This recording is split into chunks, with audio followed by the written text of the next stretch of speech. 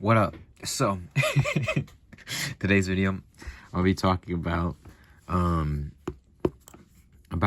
I lost, how I lost a little over like $1,300. Not too sure how much. I think technically, I can do the math real quick in my head. Probably close to $1,500 in the time that about a month or so time frame. Big answer, big question I have for you guys is that I didn't lose nothing. I didn't lose nothing. I will say this: if you I have inventory still, and I have a whole bunch of inventory that I haven't posted on eBay yet. I'm gonna start posting more and more on eBay. Take you guys along the journey. I know I said that before, but kind of taking a back seat, especially with recent life circumstances and all that. And I wanted to say that no matter what I share with you guys, especially when I say I lost whatever the heck, right? A lot of the time I don't actually, sometimes it is true, or, I just want to mean, because I know for a fact that I have some inventory that I'm sitting on that I will then later on sell and all that. Like I have probably, I'm guessing over here is close to, so over here I have about, I'm guessing, which is around $350 in Pokemon that I don't usually have. I have about $500 in my Roth IRA right now, so that's like a good $850 right there. So if you are someone who is like prospects are us, who is wishing upon my downfall each and every day they wake up, I do want to say this, is that trust me, I have a plan. I have more than enough ideas. Actually, I had just thought and came up with an idea of actually a way to make a lot of money here in the future. Hopefully, we'll see how the rundown is on that.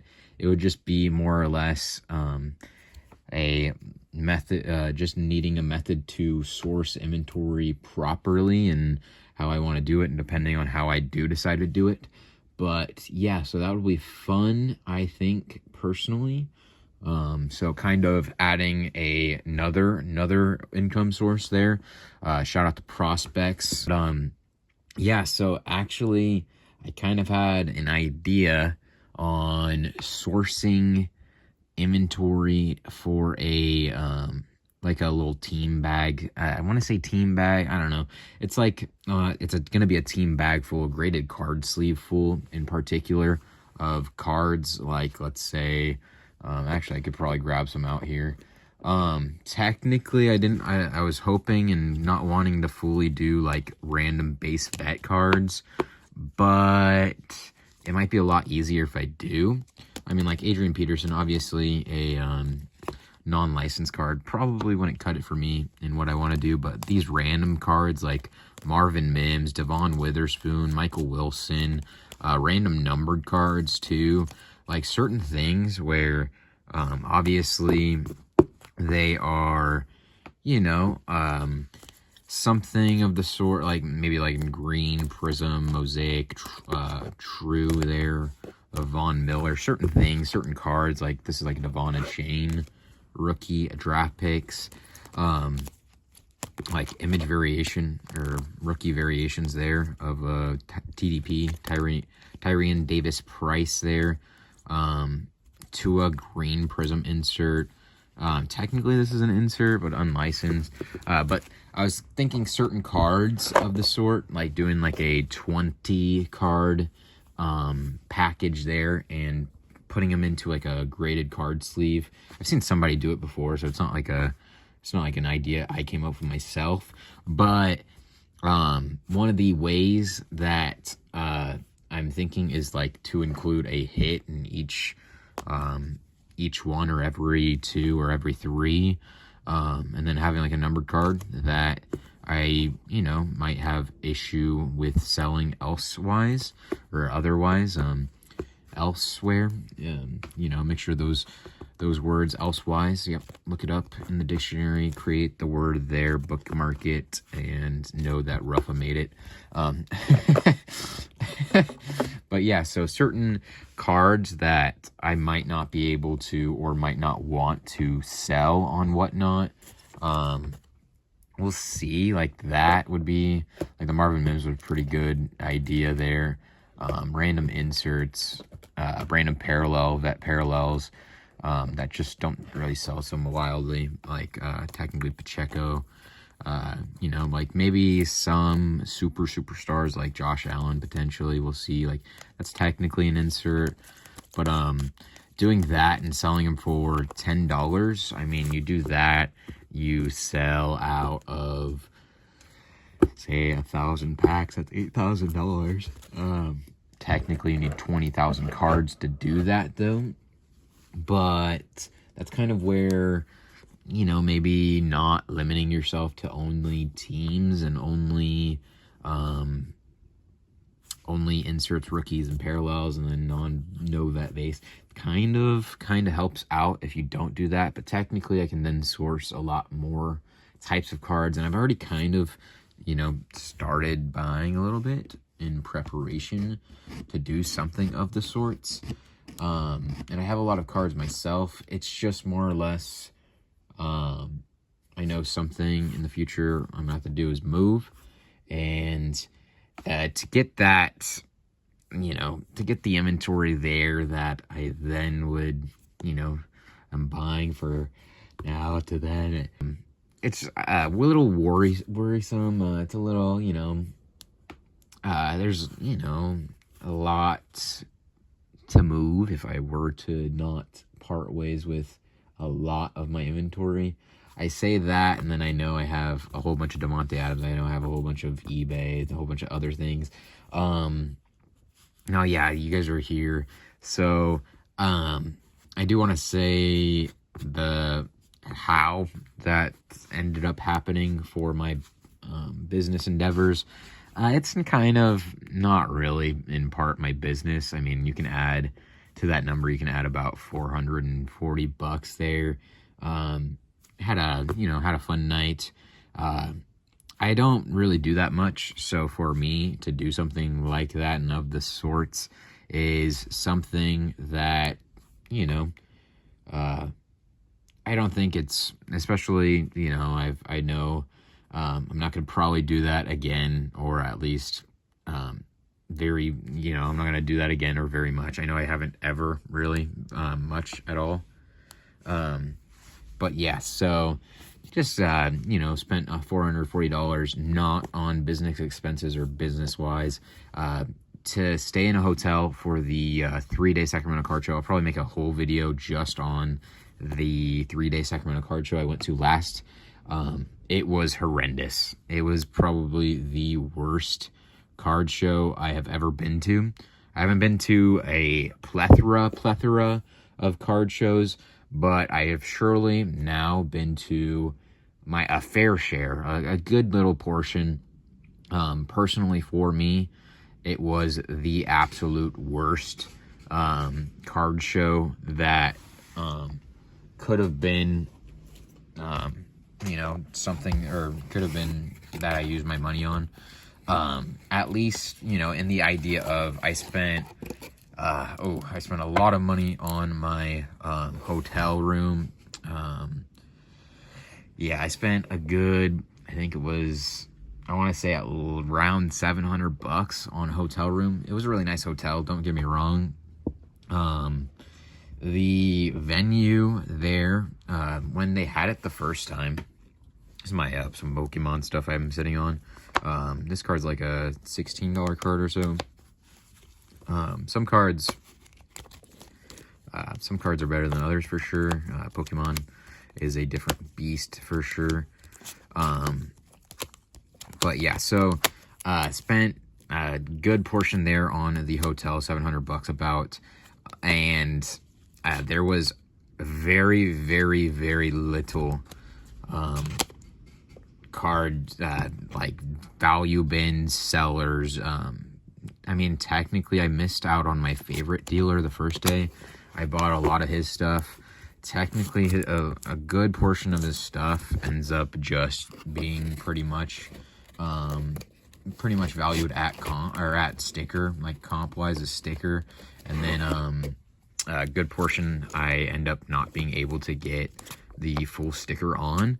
So for me personally, it just ends up being you know, I'm kind of buying rough, you know, it's rough to buy for me in the value bins at his one. But yeah, I mean, they're really nice cards, all that. This one has a swirl, so pretty sick one there on the jump bluff.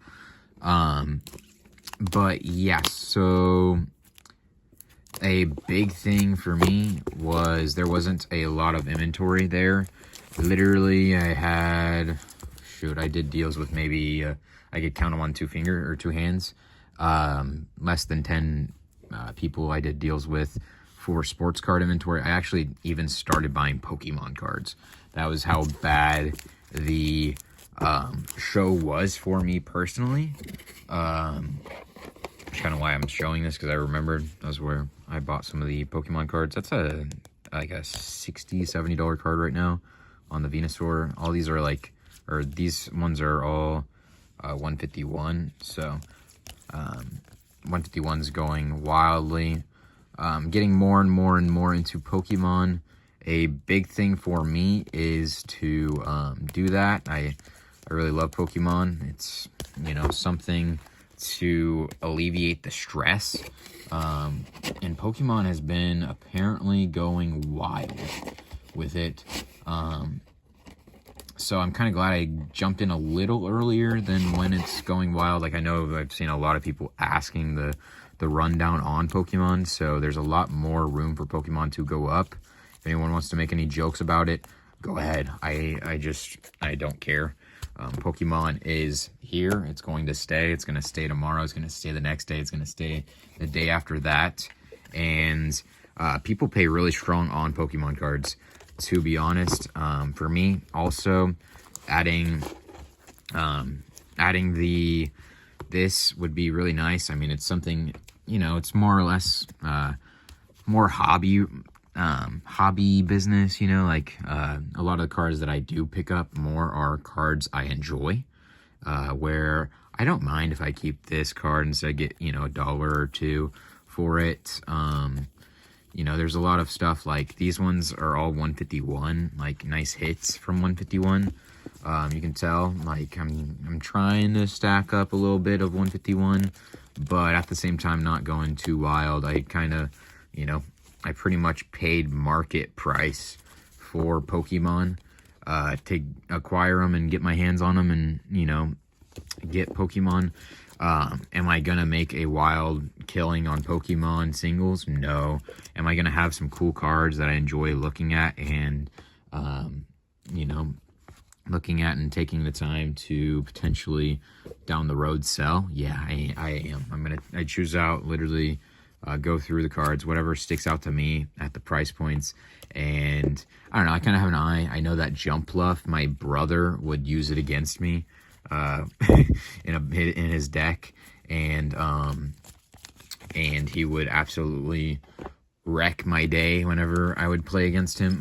Technically, you know, at points I would actually, you know, not do so wildly bad, but you know, there's some really cool cards like Gardevoir. Like, there's some big name players in the game. Just joking. But yeah, so some waifus also. Can't really go wrong with full art waifus or whatever these are called. Really, I'm trying to, you know, getting more and more into it. Uh-oh. Battery died, 1 second. But so yeah, I won't end up going back to that 3-day Sacramento card show for the full 3 days again. Technically, in the long run, it might have saved me more money by realizing the rundown of that show and how I don't want to go to it in the future again. that's a, it would be fun too. Don't get me wrong. It's just too much money for me personally to go to that show for 3 days. I think that I would have been, I would have been a lot better off if I went to Dion's show personally. Probably, I'm guessing. But yeah, and also, I kind of jumped the gun and did certain things I shouldn't have done on my Whatnot show, on my Whatnot stream each and every Wednesday, 6 p.m. PST. If you don't know, I go live on Whatnot, sell about 300 to 400 cards each and every week. And for the most part, they start at $1. Depends on the nights and all that and the cards. But, yeah, so for me, I wasn't able to source enough. I then, pretty much on a whim, decided, it was pretty much, I just grabbed a lot of my really good stuff. I pretty much just sold off all my really good stuff. So I'm kind of left with some of these bulk filler stuff. I'll show you some of it. Which, technically, when I say loss, like, I have a whole bunch of inventory I'm kind of sitting on right now. All that jazz, like, this is still inventory I'm sitting on that I haven't realized the gains or losses on. Also, technically, I did go and spend that money on myself, so technically, it isn't really a loss in the terms of my business. Technically, also, if you're counting my revenue that I've earned from affiliate links and YouTube revenue, then technically that adds another 240, 110, it's 350, that would be 450 there. Then so that's like 900 there. So I'm almost break even, like literally like $300. And I know I have that and probably like 5 cards I've bought since that time. So although I might have, technically lost some money, technically I haven't. I mean, that's the huge part of doing YouTube and getting these affiliate link, subscription revenues for Ryan's Discord server. I'm telling you right now, Ryan's Discord server comes in clutch for me big time when I am low on inventory. It is a very big help. I'm hoping that some lots get posted up here in the future on it. Technically, I have my free Discord server in the link below, or in the description below. It is a free link to join that one. But yeah, I mean, I have a whole bunch of inventory. I'm kind of like random cards. Like just to give some examples, like, well, like this, like stuff like this, like random Peyton Manning, like random Javonte Williams, parallel like Luke Musgrave, Don Rustrader rookie, Carlos Boogie Basham, Orange Disco there, like stuff like that. I've been buying a lot of and have a decent little stockpile. I actually just have set about 700 or 600 more cards that I'm taking chances on that are coming in. I literally am getting those tomorrow once I go and drop off the packages for my Whatnot orders. So yeah, I'm getting those in. I have literally 2-3 boxes, maybe 4 or 5. Then I even have this 5-row here. I have an entire 4-row box, another 3-row box of $1 cards, all ready to be, or all stickered up and ready to go. So yeah, I have some extra supplemental income too to be realized and all that. I have some graded cards that I have stashed away for grading in particular. I have more that are potential stashed away for grades. I have potential eBay inventory, all that. There's a lot of me to do. So technically, I'm probably still back where I am with what I have to do and all that. The Pokemon helps out, spending some money on Pokemon.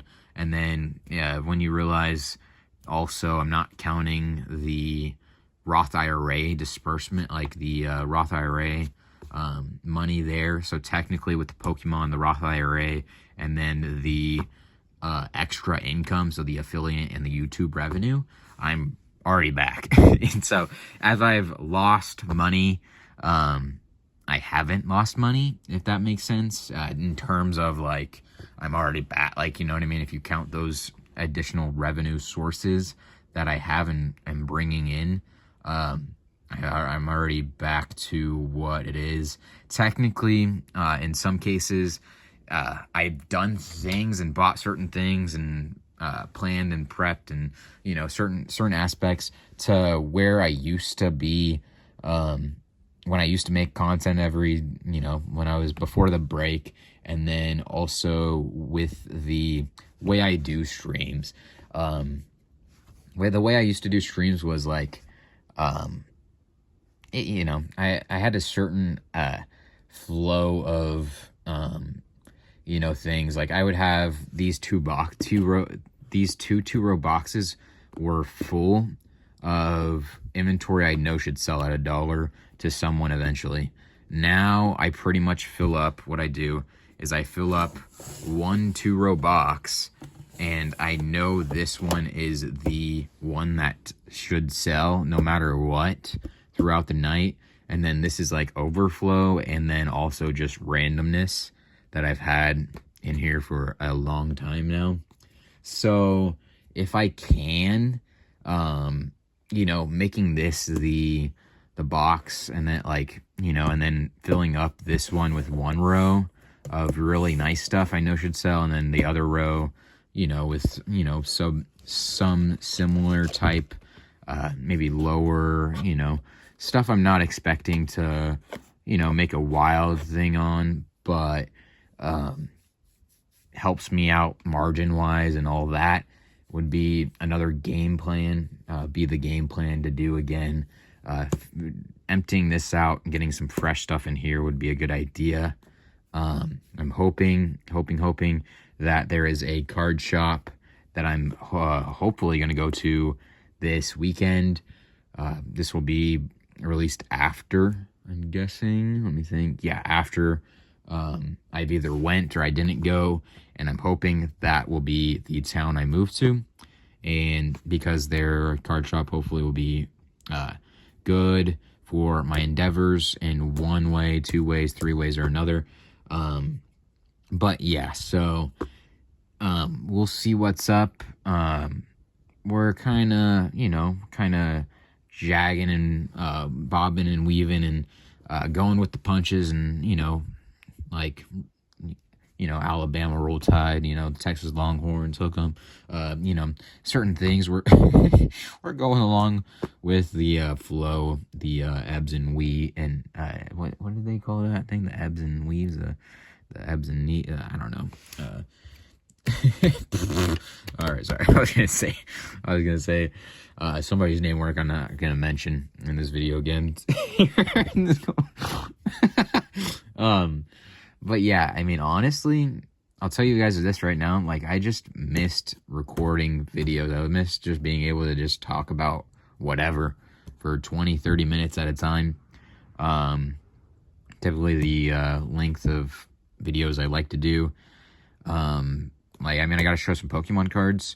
I know, like, you know, like, there's some cards I'm learning a lot as I go about buying Pokemon, sourcing Pokemon, all that.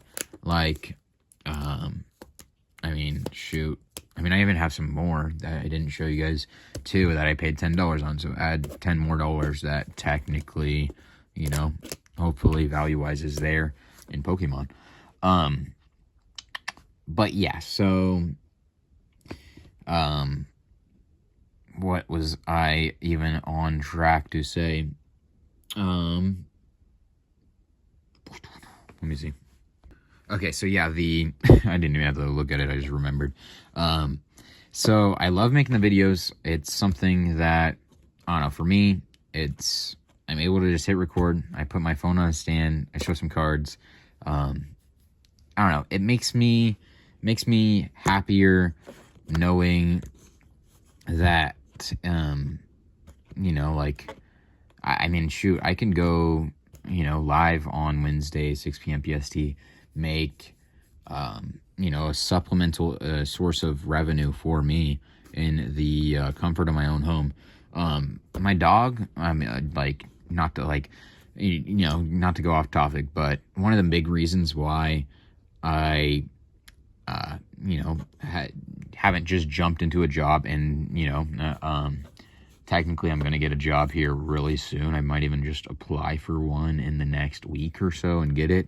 Whenever I apply for a job, I end up, if they're going to hire me, get it in 2 days. It seems like, or like 3 days, like literally within me applying, like nothing, like, literally if they want to hire me, they're on it. So, it's really easy once I find the actual employer that's realizing my own worth, then they're gonna just jump on it. That's usually the rundown on how they hire me. But my dogs, they get really, really lonely and really, they have really bad separation anxiety is the whole point. Just like my mom. Perfect pairing in existence. My mom and the dogs. Perfect pairing because both have very bad separation anxiety. I think in part, one of it's because, when I was younger, I had some friends and all that, and now that I'm older, now that I'm an adult, actually, not really like worried about, whatever the heck the case may be with my old friend groups or whatever the heck. And just in terms of like, because he's had some people close to him that my dog that he's loved and grown to, thinking that they were going to be, just like me and be a part of their life for the long haul or whatever, and then how they leave, and then I went off to college, so now he's, sad now, and then now we got my my other dog, and he's learned off of my first dog that, oh, that's just what, but he's also, his own little character, but yeah, he's learned to have separation anxiety and be sad when they are alone and all that. So that happens, and yeah, so that's a big reason why I'm not just working 9 to 5 every single day, even though in the future I will have to. It's just, I'm hoping that he pieces himself and doesn't get all sad and think that I'm not going to come back and all that, or whatever the heck whatever's happening in his head. He gets seizures and all that too. Gets pretty sick and all that. So, but yeah, so that is that, and a story for another video potentially. But yeah, I love the dogs, love recording YouTube videos, love losing money if it means learning something and potentially brainstorming ideas for the future, if it means that short-term losses, long-term gains, it's just what's something, that's just what's got to happen. I mean, again, I'm putting money into my Roth IRA. I'm putting money into Pokemon. I even have technically a booster box of Pokemon that's sealed. It's I'll put up a photo of it up here. I think it's a temporal forces booster box sealed right now. It's running about $120 sealed. You sell that out by the pack, you get about let's just say $4 a pack, 36 packs. That is a nice little, $144. I got that thing for $5. thanks to some Fanatics store credit from my PSA membership there. And yeah, so that's another 144 bucks there, and boom, I am back into it, baby. Considering Pokemon, considering maybe even the Roth IRA, considering additional revenue, considering the booster box there, and then potentially the idea of, and then whatever other inventory I'm sitting on. So is it I'm losing money, or is it I'm I'm having unrealized gains there? So yeah. Shout out to you, hater or not, but I'm just joking. Shout out to you for watching this video. I hope you have a good one, and I hope you take it easy. Thanks for listening to me for so long. Have a good one. See you later in the next video, hopefully.